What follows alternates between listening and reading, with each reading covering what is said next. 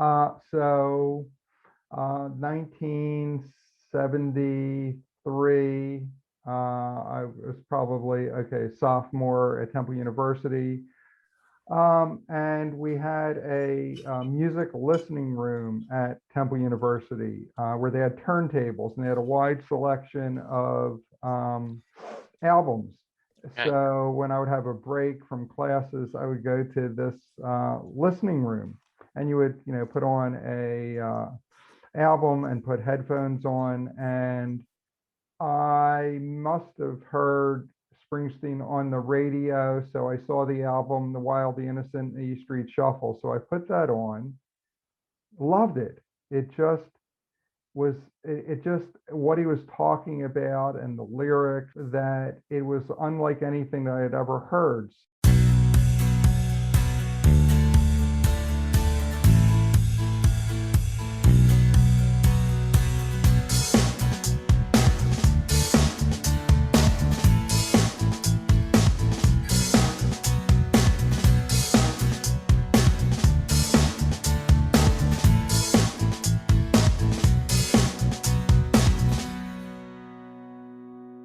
Hello, everyone, and welcome to a new episode of Set Listing Bruce, Uh-huh. your podcast all about Bruce Springsteen, his music, and mostly his fans.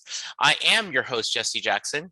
Joining me today is one of my new friends. We just had a lovely conversation before we hit record. Mark Tonoff is here. Mark, welcome to the show. Great, thanks. Nice meeting you, Jesse, and looking forward to our conversation this evening. Yes, I am too. So tell us a little about yourself. Where are you from? Give us your elevator pitch. Okay. So I grew up in Philadelphia, Okay.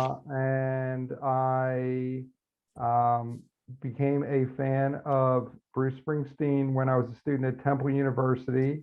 I was a student at Temple starting in 1972. So I would say I became aware of Bruce around 1973 with the Greetings from Asbury Park album. I currently live in Cherry Hill, New Jersey. I've been here for about 26 years. So Cherry Hill is across the Delaware River from Philadelphia. It's about a 15-minute drive. Okay, so like Bruce, you have not gone that far out of from your home, right? As Very, he very as he makes that joke in Springsteen on Broadway. This is true. Yes, still very close to where I grew up. Oh, great. Well, Yeah. speaking of growing up, talk to me a little bit. What kind of music did your family listen to when you were little? Were your were your parents very musical? No, not at all. No, my Okay. parents were not musical. I have an older brother. He's 3 years older than I am, and he was mainly into Motown music. So I heard a lot of that growing up. And And I was into listening to the local AM radio stations, which was the top 40 music, sure. and used to go to the local record store and buy a lot of 45 records. What year did you graduate high school, Mark? I graduated in 1972. All right, so you're about 5 years older than I am. I graduated in 77. We are a similar era where your AM clock radio was, your source of music, right? Forget how big hi-fi expensive system, though some of us I'm sure had it, but you listened to just, and the AM radio was, it played a little bit of everything. Uh-huh. And it I'll be the grumpy old man. It in a lot of ways it was a better time. I love the fact that, if we want to, we can go to E Street Radio and hear nothing but Bruce Springsteen, but there was something about turning on that radio and never knowing what you're going to get. Absolutely. It could be Aretha Franklin. It could be the Doors. It could be the Cream. It could be the Rolling Stones, the Beatles. Yeah. And then it could be Paul Revere and the Raiders. It could be Tommy James and the Chantel. Yeah. Just a wide variety. Yeah. And that's really lovely. So as you're going into high school, what kind of music were you talk about like, because you said it was in college when you discovered Bruce. How about in high school and going into it? What kind of music were you listening to? Started getting exposed to, um, I would say Jackson Brown, Billy Joel, the band Yes, Yeah. uh, Jethro Tull. So I started getting exposed. That's when FM radio got started. Grateful Dead. So started listening to some of the more progressive music. I would say probably around my senior year in high school. Okay. So you mentioned finding Bruce while you were going to Temple. Can you give me a few more details about how did you discover him, and what about his music spoke to you? Sure. 1973, I was probably, okay, sophomore at Temple University. And we had a music listening room at Temple University where they had turntables and they had a wide selection of albums. Okay. So when I would have a break from classes, I would go to this listening room, and you would, put on a album and put headphones on, and I must have heard Springsteen on the radio. So I saw the album, The Wild, the Innocent, the E Street Shuffle. So I put that on, loved it. It just was, it just, what he was talking about and the lyrics, that it was unlike anything that I had ever heard. So I heard that, and then I started looking to see if Bruce was going to be performing in the area, and that really is what opened me up to going to see Bruce. So it's February 1974, and there was a small club in Bryn Mawr, Pennsylvania, right outside of Philadelphia, north of Philadelphia. It's a club called the Main Point, which was a coffee house, and Bruce did a lot of shows at the Main Point. So it's February 1974, and I talked to my friend. His name is Michael Waldman. And I said, I just found out about this guy, Bruce Springsteen. Let's go to see this concert. So we go to the Main Point, probably very small club, probably about 150 people there. And went to the concert. I'll never forget, Bruce wasn't feeling well that night. He said he had a fever, he wasn't feeling well. And, so he was performing with the E Street Band. And I just, at that, so I'm literally like 10 feet away from the stage. Yeah. And I just left there, and it was, like the old line by John Landale when he says that he's seen the future of rock and roll.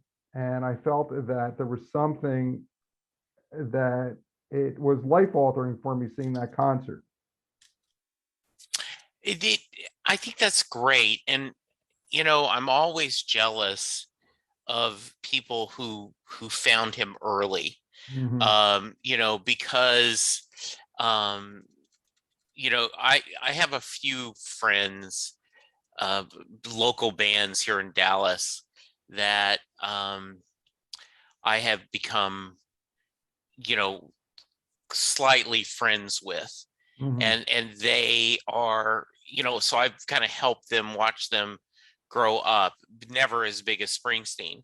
So it must be really nice to have that experience of spending time with, in such a young, um, starting out on small clubs. Absolutely, yes. Yeah. Did I always like to preface this, Mark, with a caveat that the amount of times you've seen Bruce is not a fair barometer of how big of a fan you are. Mhm. Because there are people that just have discovered Bruce a couple of years ago and he hadn't been touring, so they've never seen him, or someone who, due to circumstances or where they live, they just don't get a chance to see him very often. But for the record, have you counted how many times you've seen him? And if you have, how many? I'll give you a rough estimate. and there were a lot of stories. So we could probably talk hours. Over a Good. hundred. Over 100. Okay, good. Well, I want to hear at least some of the stories, but I know one of them is you mentioned in your when you signed up that you sold some t-shirts for a while. So tell me this story. Okay. Yeah, I was actually looking for the T-shirt that I have. I couldn't find it this evening. So what happened is that so I went with my friend Michael Waldman to the Main Point, and then we started going to some local shows with my other friend who's also named Mike Hoffman. And then we came up with this idea, I guess maybe the summer of '74, that we went and had the T-shirts printed up with the greetings from Asbury Park cover on T-shirts. So we went and had them printed up in blue, brown, black, and red. And we would have a box, I think it was 144 at a time. We'd have them printed up for $1.25. And that, to my knowledge, which I believe to be true, I believe myself and my two friends, Mike and Mike, were the first people ever to sell Bruce Springsteen T-shirts. So we would go before and after concerts in shows in the Philadelphia area, the New Jersey area, and we'd stand outside and we would sell these T-shirts. So it was through 1974 and 1975, and then even when he started playing bigger venue, when Born to Run came out, he would play a big arena in Philadelphia called the Spectrum, and I still remember we would sell the T-shirts outside the Spectrum, and that there were no official T-shirts, so we were Right.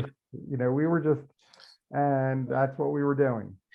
Did anyone, I mean, was it so just early in his career that there was no one in the Springsteen camp that went to you guys or said anything? It's interesting you say that.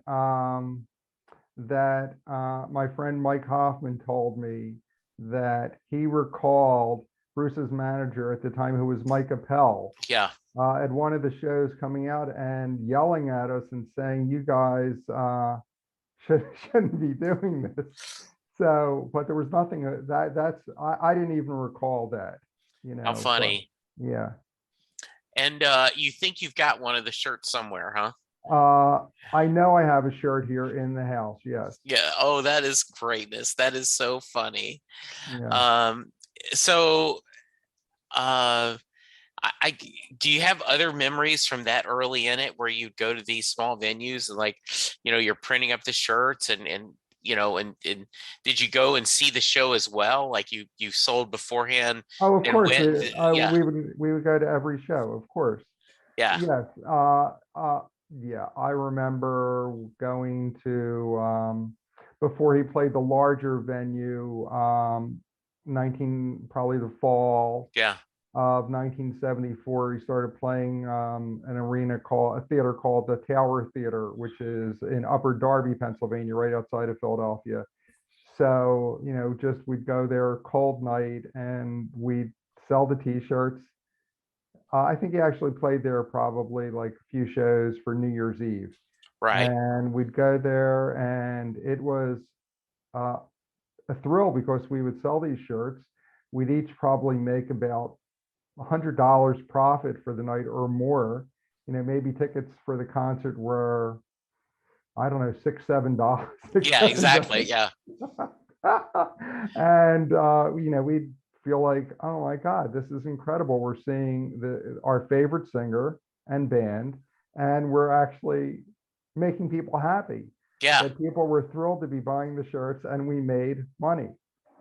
Oh, that's awesome. That's so funny. Um, did you ever meet Bruce during those early days? Yes, we did meet Bruce. I remember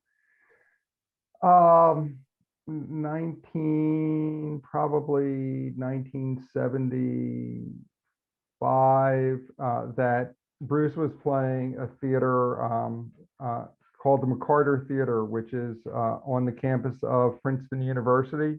Yeah. And the band that night did two shows. And Bruce at that time was traveling around in a tour bus. So it was a summer night between the two shows. I remember Bruce came out, and I ended up talking to Bruce for about 15 minutes between the shows, talked to the other people in the band, and talked to Max. Max had just joined the band, Max and Roy Bittan, and then ended up, going.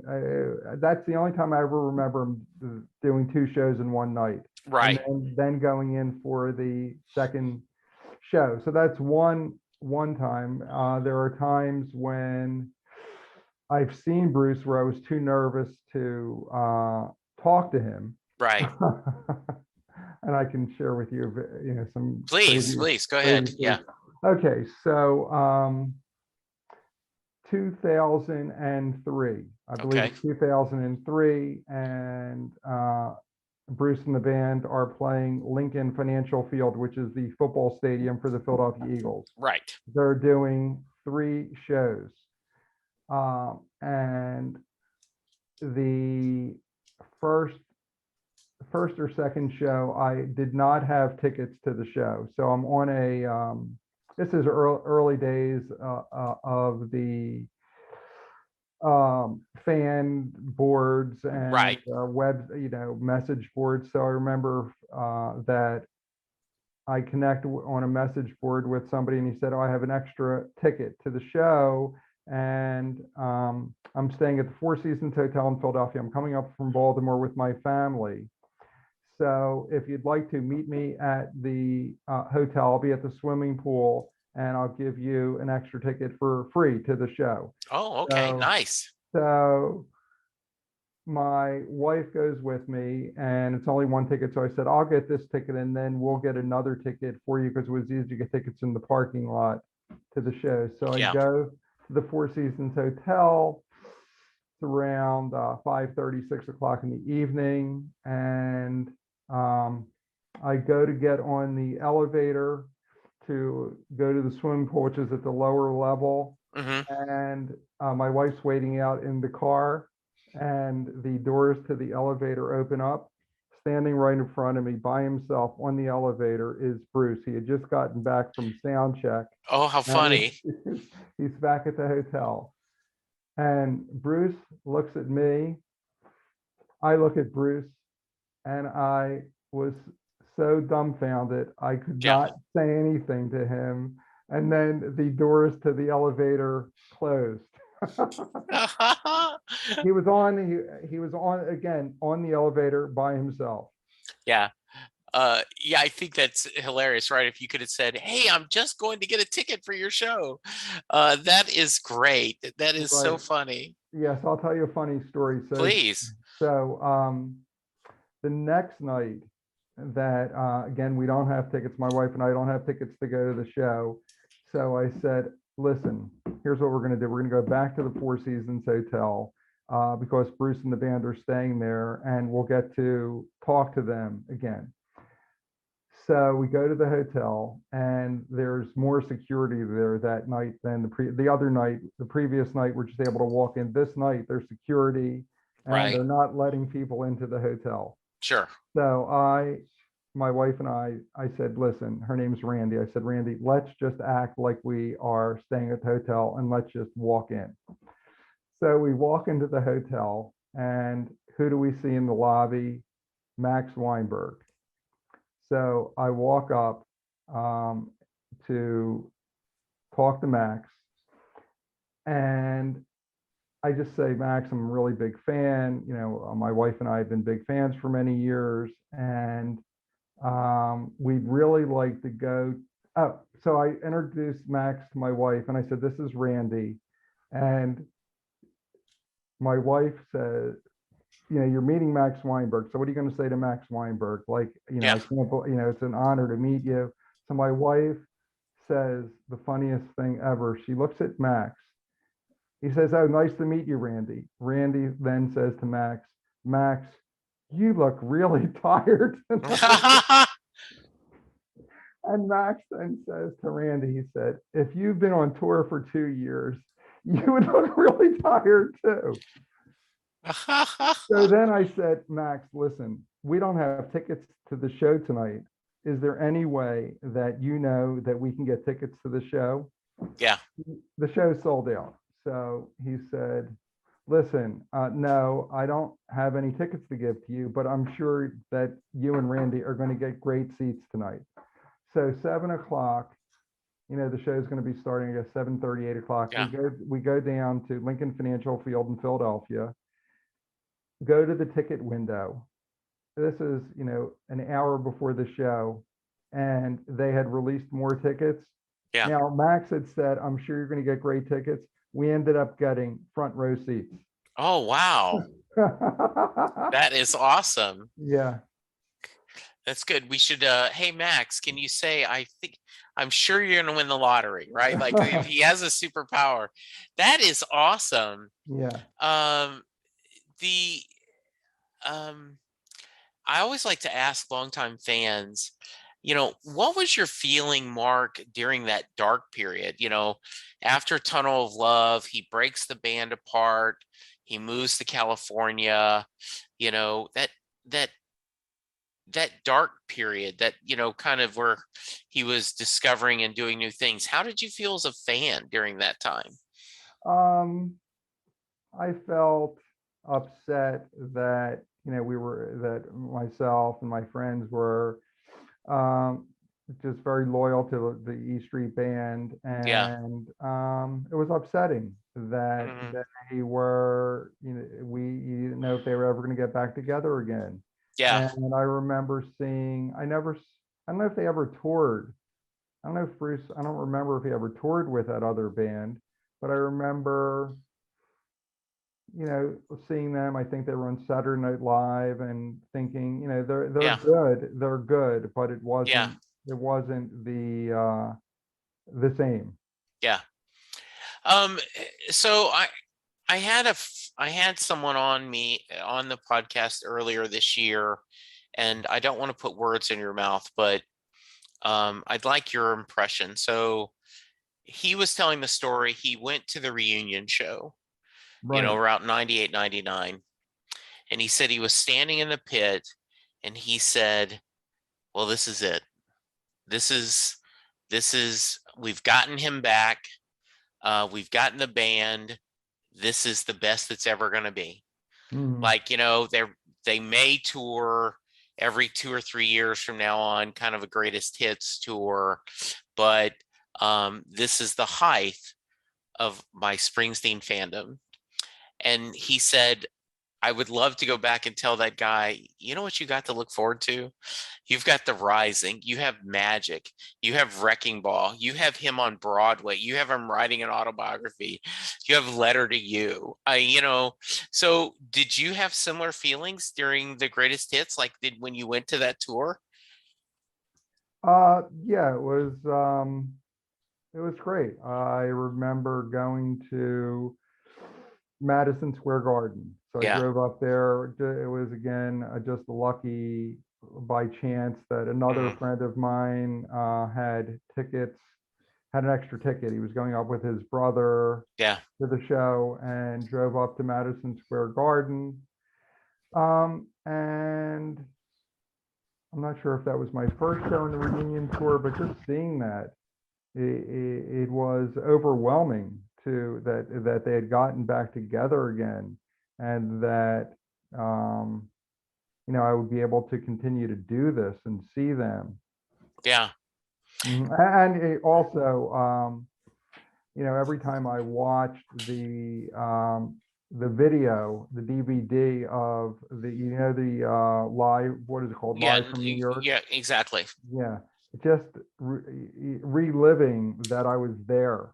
Yeah. That I was there. And also I was thinking today, that it's being released, Bruce's show from the No Nukes concert. Right. Okay, I was there. Okay. I was at one of those shows, and just remembering, 1979, going up to that was a big deal for growing up in Philadelphia. That it just Madison Square Garden, going up there. It was such a big deal. And then seeing all those other performers, James Taylor and Carly Simon and Yeah. Jackson Brown and Bonnie Raitt, but just still remembering that even though all of these other performers were amazing, and they were, and I loved all of them. They were all great, but just that Bruce, he was just at another level. That when Bruce came out to perform, that it was just at such a high level compared to everyone else. So Yeah. that was the thing about early Bruce. I don't know when you first saw him. When did you first see Bruce? So I did not see him till 2002 during the Rising tour. So for various reasons. All right. I grew up in Louisiana. I didn't move to Dallas till like 86. So one of my regrets is the idea, Mark, right? Like I lived in Lake Charles, Louisiana, which is only like 3 hours from Houston. And, I know the band used to play in Houston during, the middle 70s. And it was like, I didn't know anything about it. I didn't know this band. And then just when with Ghost of Tom Joad tour, I didn't really catch that. I remember something was going on family wise that conflicted when he came to Dallas for the reunion tour. Mm-hmm. And it wasn't till I say this tongue in cheek, but the reality is, for the longest time, I didn't know you could drive to a different city to watch a show, right? Like if they don't come to Dallas, where would you go? What was the idea of driving to it? So it wasn't until 2002 when I got to see him. Mm-hmm. Yeah. Yeah. Well, the point I was going to make is that Yes. just seeing Bruce back in the 70s, that it was, just it's always been great, but there was an energy that having experienced that, again, Bruce is just starting out, that he's not a big star, Born to Run made him a star, but then Born in the USA 1984 is what really catapulted him into superstardom. But just seeing him then, and just these 3.5 hour shows. Yeah. It it was for my friends and I, it became an addiction. That's a good word. I don't know if anybody else has ever said that, but you would get such a high from seeing these shows that when we would leave, that there would be such a letdown. Like when you went back when you went to your normal life the next day. Yeah. It was like, oh my God, that you wanted to be back at the concert again, because it made you feel so good. Yeah, exactly. Yeah. Did what's the furthest you drove to see a show? Or what, have you ever gone to Europe? Have you ever done that? No, it's interesting. The furthest I've ever gone,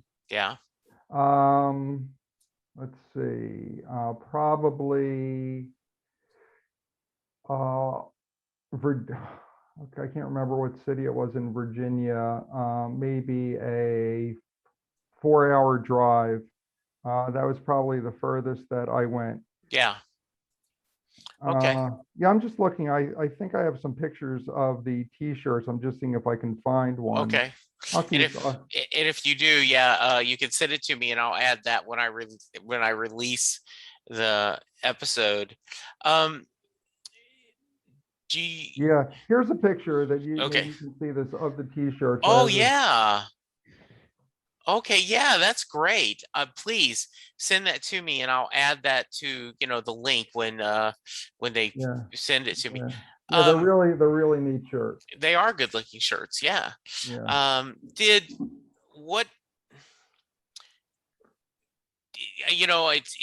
It's asking a parent who's their favorite child, but do you have favorite tours, or are there specific memories? You've already told a couple of great stories Yeah. from shows. Do you have other memories, or is there a tour that really surprised you or really meant a lot to you?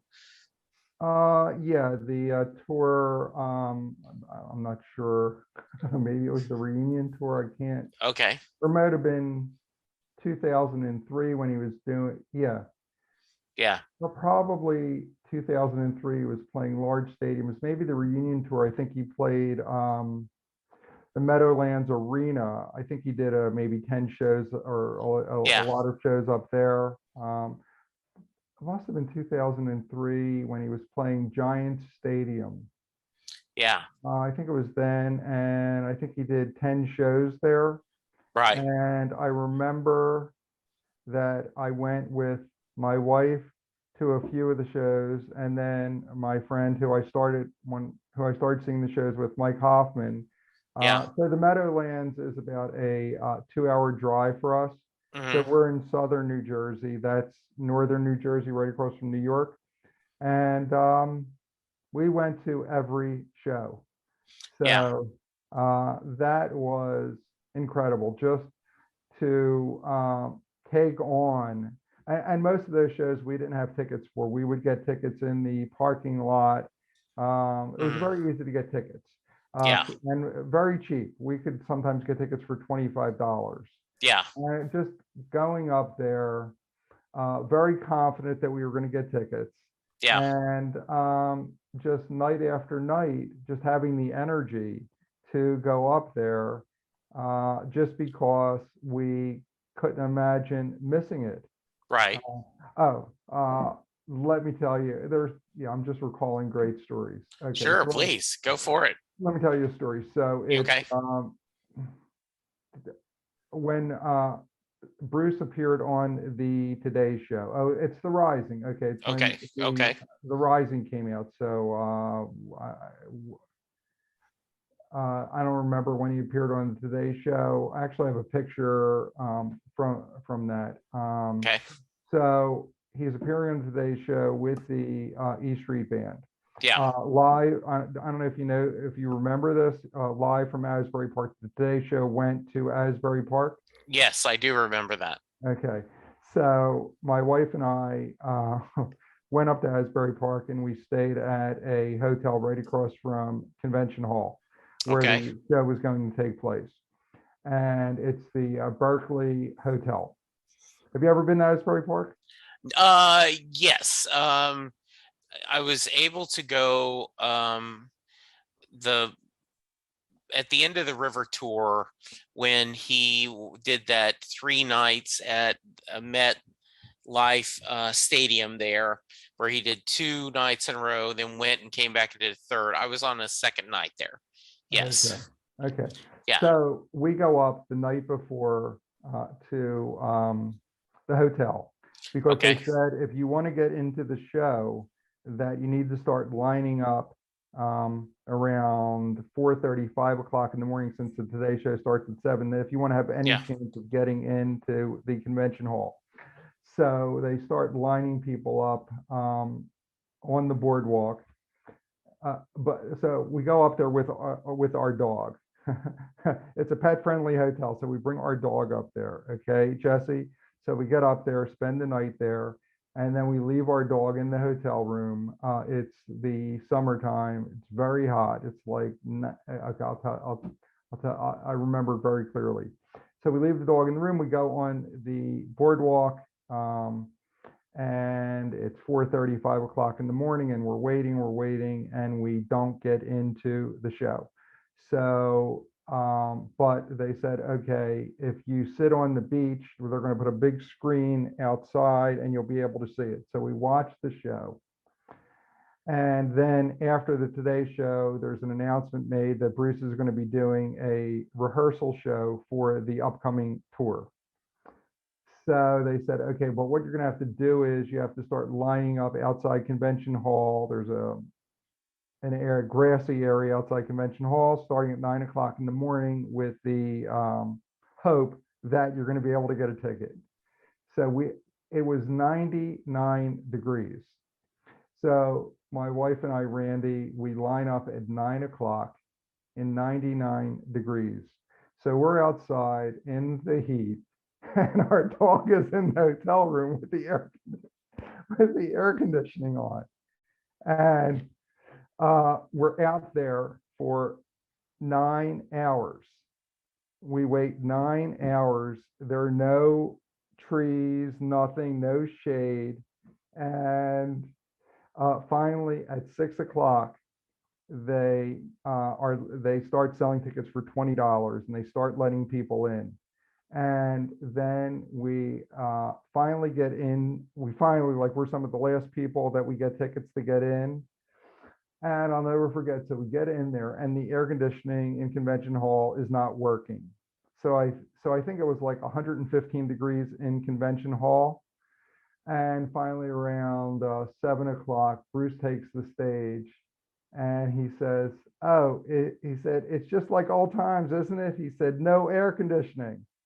And then I think he did a 2.5-hour show with the band. And so our dog, we had checked on our dog while we were out. One of us went back to the room, and our dog's still in the hotel room. And I'll never forget, my wife's talking to some fans outside, and she said, "I'm so worried about my dog. She's in the hotel room." And we met this woman, mother and daughter, and they said to us, "You're worried about the dog? The dog's in an air-conditioned hotel room. You're out here in 99-degree heat for 9 hours." It was just incredible. I lost you. I can't hear you. I don't know what, Jesse? How about now? Can you hear me now? Yes, Okay. yes. Yeah. So yeah, but your dog needs to walk, right? We did take her out for a few days. You had to take her out for a bio Yeah. break. Oh, that is great. That is Yeah. so funny. Yeah. That's good. Did you ever make it to Broadway? No, I did not make it to Broadway. I actually had tickets to go. It was 3 years, I guess it was 3 years ago. I Yeah. guess the first run of Broadway was Yeah. 2018. Yeah. And I had tickets to go on my birthday, which is May 25th. Okay. And so we've had dogs for a long time. So one of our dogs was very sick with cancer at that time. And we knew she wasn't going to be around very much longer. So we decided it just didn't feel right to go up to the show. So I ended up not going, even though I had tickets. Yeah. So you did go to the Broadway show? I did. I got lucky enough to go. There was someone complaining about that, on a Facebook post, that Bruce had forgotten the little man because he was charging so much. And, I got on there and was kind of on my soapbox, like, look, the market is what drives the cost, not the artist. I said, and besides, I said, I'm not going to go, and I'm not jealous of someone who does get to go. It's the same people, the same people who are complaining about Bruce are the ones that will go to 6 shows in a row on Madison Square Garden, right? And they won't feel any guilt about, oh, well, someone else could have gone. No, they do. And so a guy reached out to me and said, "Well, Jesse, why aren't you going to Broadway?" I'm like, "Oh, I can't get a ticket." He said, "Well, I can get you a ticket." He said, "How much can you spend?" I'm like, "Well, I don't know. Let me go talk. And what can you do?" And so he gave me a couple options, and it was the middle range. It was not inexpensive, but it was, and so I had to go have a conversation with my wife, and I had just told the story to another friend. It sounds like you and your lovely bride have been together for a while. Mark, there are questions that your spouse asks you, and you have to say yes. Like if my wife says, "Hey, my sister Mary wants to come, spend the night and us go to dinner together. Is that okay with you? Uh-huh. The answer is yes, right? Right. Right. Unless you have a specific reason. So I went to Linda and I said, I'm going to ask you a question and understand this is where you can say no. What are you talking about? And I spread it out.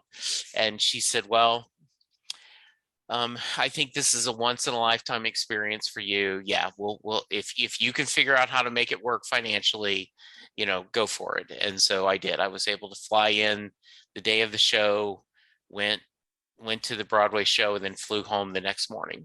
And Right. so yeah, it was pretty special. Great. I'll tell you a few other stories. So one is, and Please. something I'll also email to you, Yeah. that the Greetings from Asbury Park album, Yeah. that I have that album, and I have it signed by every member of the E Street Band, Nice. including going to, that took a while, going to different Sure. shows and meeting everyone. So I eventually got everyone to sign it. That's nice. Yeah. That's a nice piece of memorabilia. Yeah, I'll tell you a couple other stories. I know that Yeah. we'll probably have about another 10 minutes left. Yeah. Okay, so here are a few other really great memories. So Patti Scalfa, she had an album, I don't know if you remember, called 23rd Street Lullaby. Yes, absolutely. Okay, do you know what year that was? I don't. I could look it up real quick, but anyway, go ahead. I'll look it up while you're talking. Okay, so what happened is I found out that you can just tell me what year it is if you find out. Okay. So I find out that Columbia Records is running a contest. She's doing what's called an artist showcase Okay. before it gets released up in New York City at the I think it was called the Hit Factory. It's a recording studio. I think that was the name of it. Yeah. And that they were going to so what you had to do to they were choosing winners for the contest. You had to answer questions about Patti. Yeah. There were maybe like 6 questions. So, and then you had to email the answers to these questions, and Yeah. if you were the winner, Columbia Records would contact you. So I get a call from someone at Columbia Records and says, Mark, you're one of the winners. Oh. And that we're only going to have 50 people come to this. So what we want you to do, if it's okay with you, is bring 4 or 5 other people with you. That way we'll make it easier on us. We don't have to call as many people.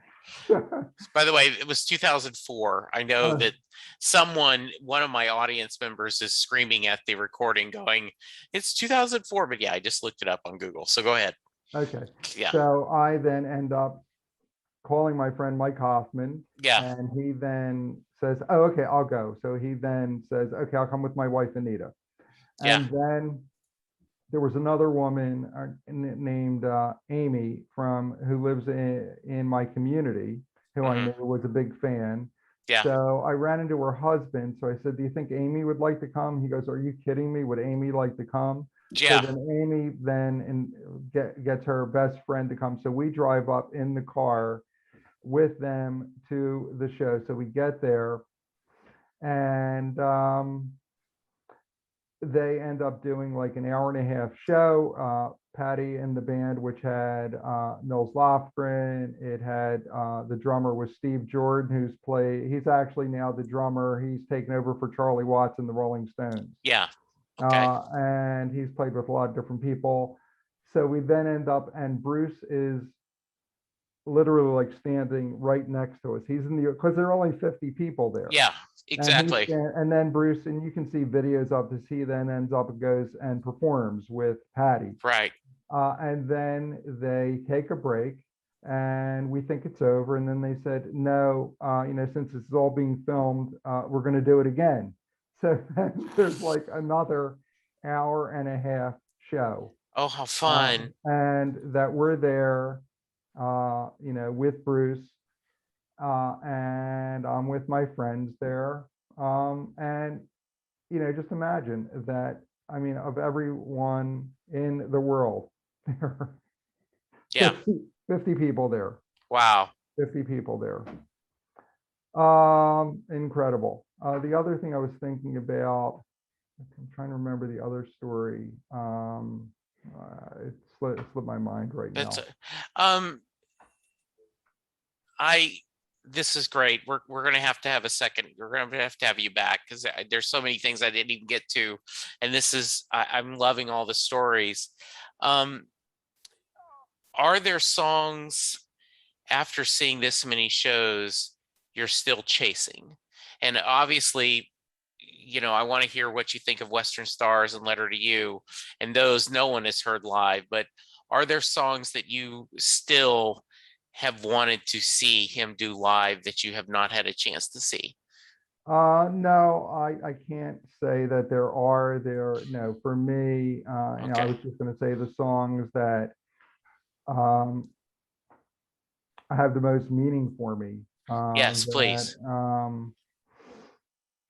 I remember the first time that I took my wife to see Springsteen. I think that was 1984. Again, they were Okay. playing. I guess I was nine.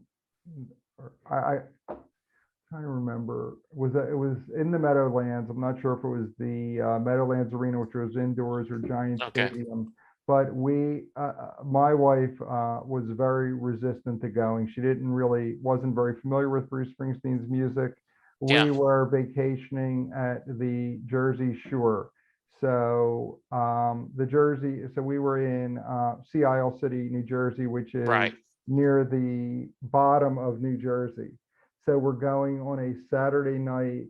We're up to the Meadowlands, it ended up being a 4-hour drive. Okay. And my wife her favorite thing is the beach. Okay. So on a summer night, I'm taking Yeah. her away from the Jersey Shore to go see this guy who she's not really that familiar with. And then we get caught in a traffic jam on the Jersey Turnpike, the famous Jersey Turnpike. Yeah. Oh no. And she is mad at me and complaining Yeah. and angry. So we get to the show, and the song that stands out for me was Jungle Land. Right. As soon as she heard the solo of Clarence playing Jungle Land, she was floored. That was it for her. She became a fan instantly. That's And awesome. for me, that every time that I would hear Clarence, first of all, I love Bruce's performance on Jungle Land, Yeah. but every time just hearing the solo that Clarence would do in Jungle Land, that it was always inspirational, moving for me. It was always a highlight for me. Another Sure. song that I've always loved is Racing in the Streets. Yeah. That song, Racing in the Street, and the 4th of July Sandy. Those songs, those are way up there for me. Sure. Those are great. Um, so we're going to wrap it up here, but I am going to have you back on again, Mark, Okay. because this has been a blast. Yeah. But before I let you go, I got to ask you the Mary question. So if you are a friend of Mark's or maybe one of his clients, um, and you're listening to this and you don't normally listen to the podcast, I end every episode with the Mary question. This came from a guy named Jay Armstrong. He is a honors English teacher, recently retired in the Philadelphia area. And he would always spend every school year, he would have his honors English class break down Thunder Road as a poem. They would spend 2 days. He would look at all the imagery in the poem. He would look at the lyrics, talk about, the themes Bruce is discussing, what other poems are similar. And at the end of the 2 days, he asks his class, does Mary get in the car? So, Mark, that is your question. Does Mary get in the car at the end of Thunder Road? Um, I would have to say yes. Okay. I would say yes. How could she not? Okay. There you go. I I don't, I love don't, it. I don't know what your polling is on that, but I would. 60-40. About Uh, 60% say that she gets in the car, but about 40% says she doesn't. uh-huh. Yeah. Mm, okay. I Yeah. thought you were going to ask me the sways versus waves. No, no, no. In fact, Uh-huh. I have a T-shirt on my Set Leslie Bruce Ways website that says the question isn't whether it sways or waves; it's does she get in the car? Oh, that's great, Jesse. That's Yeah. good. Mark, if someone wants to reach you, are you on social media at all? Yes. Okay. Yeah. So I am on Facebook. People can connect with me. Okay. It's Mark Tonoff, Tonoff. I am on, let me see what my Twitter is. Let's see here. Okay, Twitter. Okay. Okay, my Twitter is at Negril Mark. It's NEGRILMARK. Okay. The reason it's Negril Mark is my other passion that my wife has, which I also have too, is we went to Jamaica on our honeymoon in 1983. And Okay. in Jamaica, there is a beautiful part of the island which is called Negril Beach. Okay. We went there on our honeymoon, Yeah. and again, we got hooked as soon as we went there. So we've been back to Negril Beach in Jamaica over 60 times. Oh, how wonderful. So, Yeah. so again, when I get hooked on things, I keep doing it. You keep doing that. That is Yeah, I great. keep doing that. So that's why it's at Negril Mark on Twitter. I'm Very also nice. on LinkedIn. My LinkedIn, I have a personal, I also have a business account. I'm a financial Yeah. advisor. Go ahead and give us your pitch about your Yeah, website. Yeah. yeah. So, well, my website is tonoffinancial.com. And what I do, I specialize in retirement income planning, Okay. but I also provide financial services ranging from a very knowledgeable about insurance products such as life insurance, disability insurance, long-term Okay. care insurance, annuities. So I've been doing this for over 30 years. So what I do is the services to provide an analysis for people regarding retirement planning, or people might have questions about different insurance policies that they have. Are they good? Is there a way to Oh, save money? nice. So, and I have clients throughout the country. Okay. So, um, yeah, people can find me those various ways. Very good. All right. Mark, this was amazing. Thank you so much for spending time with me tonight. I will email me a copy of the photo of the shirt. I Uh, will include that. Um, I and the think, album, and the yeah, album yeah, also. we need to bring those shirts back. I'm thinking, I'm just saying that looks pretty good. Yeah. Uh, and Mark, hopefully I can meet you at a show sometime. That would be great. We should do this again if We you will do want this to. again. I would love to have it. Okay, great. Listeners, you please stay safe. Go get vaccinated. Remember to wear your mask. Let's all be good to each other because that's how we're going to get through this. For now, thank you, Mark. Thank you, listeners. We'll talk to you soon. Goodbye. Doing a podcast at times can be a one-way conversation, and I hate that. So please let me know what you like and don't like about the work I'm doing. You can reach the podcast via email at setlustingbruce@gmail.com. The show is on Twitter at setlustingbruce, and my personal Twitter is at jessejacksondfw. We have a website, www.setlustingbruce.com. From there, you can find links to other Springsteen podcasts as well as other music-themed podcasts. We have a page devoted to our own SLB All-Star Band. These are guests who have been on the podcast more than 3 times. There is a link to our store where you can purchase Set Listing Bruce shirts, as well as a Mary Question t-shirt. There is a link to our Patreon page where you can sign up to help support the podcast financially. We have different levels and different rewards based on your support. If you don't have any extra cash and right now, who does? You can support the podcast by subscribing via your favorite podcast player and leaving us a review. The more reviews we have, the easier it is for people to find us.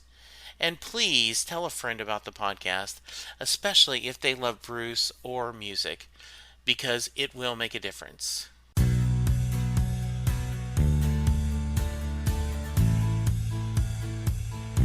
You just heard the fun talking, hard rocking, music loving, album ranking, fan thinking, joy spreading, lyric reading, story sharing podcast that is the one, the only Set Listing Bruce.